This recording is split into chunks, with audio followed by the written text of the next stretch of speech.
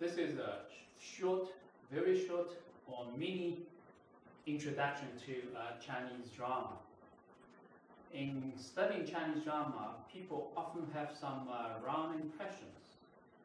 And in watching Chinese drama, people who are accustomed to the performance and practice of Western theater are often attracted and enticed by the dazzling display of Chinese drama's costumes and props, while at the same time they are puzzled at the significance and meanings of the songs and dances. So I think it would be good for us to just take a look at the performance of one Chinese Beijing opera first.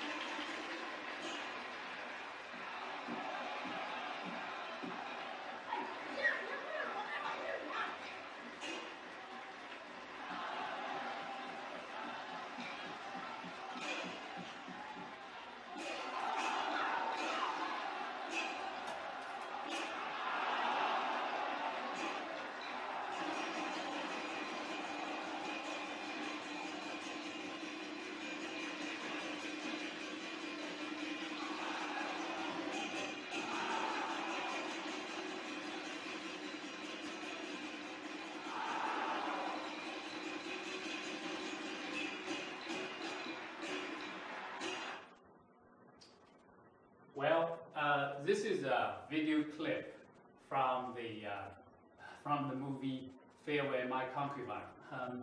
I'm showing this, I hope this is clear enough. I'm showing this just to let you have a taste of what Chinese drama was performed, under what circumstances, the setting, which we're going to talk about in a minute. I think for any people who don't have any idea of what Chinese drama was, when they saw a Chinese performance of Chinese drama, the first impression that they have would be that Chinese drama is noisy, as we can see from the performance, the video clip before.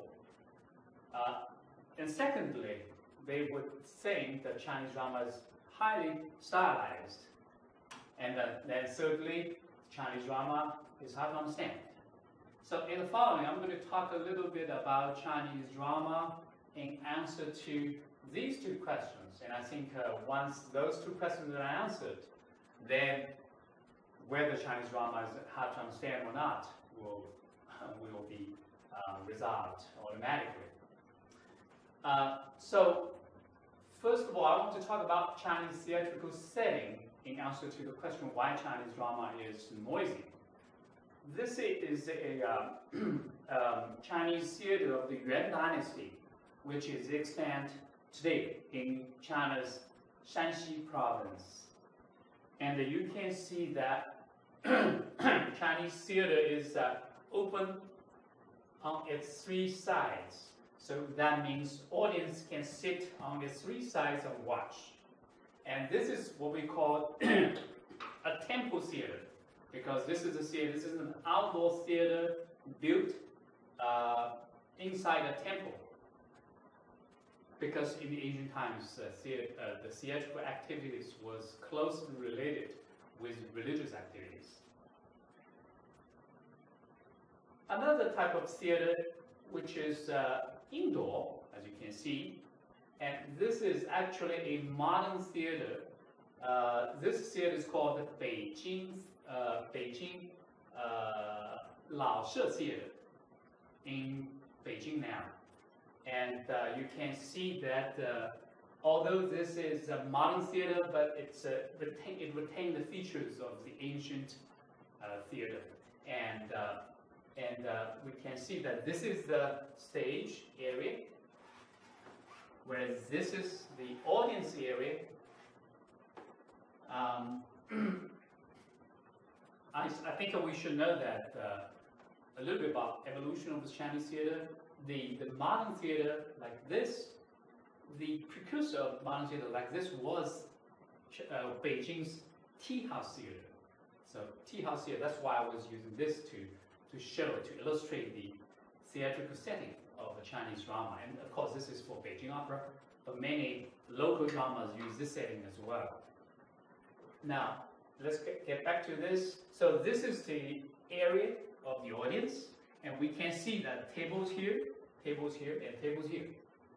Why there are tables for the audience? Because the audience at the time, came to the theater not just to watch plays. They came to the theater to chat, to talk about business, to have social activities. And they are served tea, small cookies, as well as maybe watermelon seeds. So you can see people sit there, do all kinds of chatting and talking, even walk around while the performance was going on.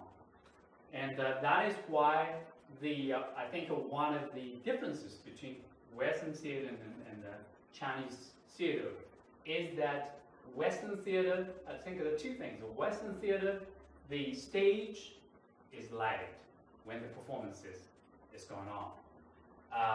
The audience area is dimmed without any light. In Chinese theater, however, both the stage area and the audience area are lighted during the performance. Why was that? It was because this would be good for the interaction between what is going on stage and what is off stage among the audience. So there are a lot of interactions. As we can see from the video that I just played about Farewell My Concubine, of course that was a movie, but this is still very close to the reality. And the audience response was very instantaneous, very responsive, and also immediate. So in the West, when the performance was going on, you have to hold your applause until the very end, or maybe until the end of a scene or end of an act. In Chinese theater, the theatrical performance, no. Audience can respond immediately, anytime you think that is good. That's why we can see that whenever you see some good pose by an actor or an actress, audience will give a warm applause. So that's very different. And that also leads to the second difference between Western and Chinese theater, is that in Western theater, there's supposedly there was a fourth wall that separates audience area from the stage area, because this imaginary fourth wall is the one through which the audience can watch the performance as if it was realistically done. And for the performers, actors and actresses, they think that they are in a realistic setting, they do things realistically too. For Chinese theater, no, there's no such a fourth wall, so there's breaking the fourth wall. There's an interaction anytime, even during the performance. And because of that, we see that the audience responds warmly and instantaneously to the action, to the performance, and they're very loud. And that is why for the performance to be heard and for the orchestra to be heard, they have to beat the gong or hit the gong harder and beat the drums heavily, and the performers have to sing or to talk more loudly in order for them to be heard. And that is the reason why Chinese theaters sounds louder or noisy to a modern ear, exactly because we are not accustomed to such a setting. We were accustomed to the modern theater that is just very westernized, and this is a traditional Chinese theater. Now, I want to show another theater that's outdoor. This is still, exists now.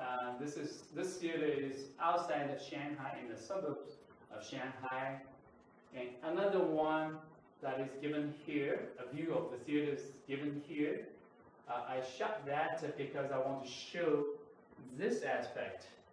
You can see this outdoors. You can see that the stage is here, and audience sit there.